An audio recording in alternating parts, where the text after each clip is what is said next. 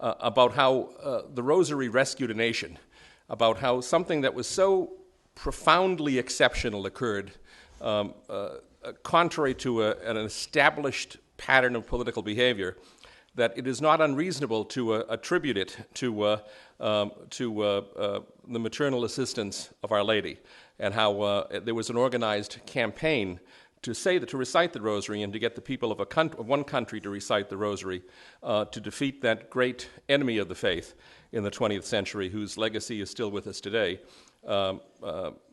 Soviet communism.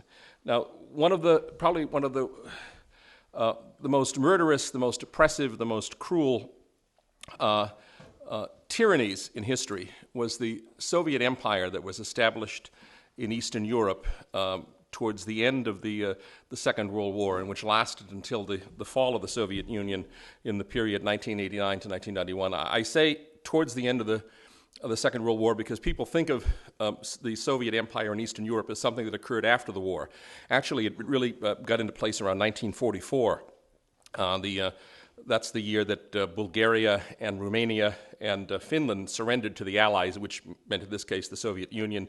It's the year that the Soviets overran most of Poland and then sat outside of Warsaw while the Nazis slaughtered the Polish resistance. And of course, it's the year that they began the invasion of the Baltic states. Now, I say tyranny very deliberately and carefully, because communism is by its very nature a demonically evil oligarchy, the rule of a party, the rule of a class of men.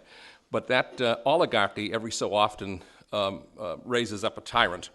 And we've seen this in many cases. We have one today in Korea, Kim Il-sung. We have Mao Zedong was an example of that, maybe Fidel Castro, Joseph Broz Tito in Yugoslavia.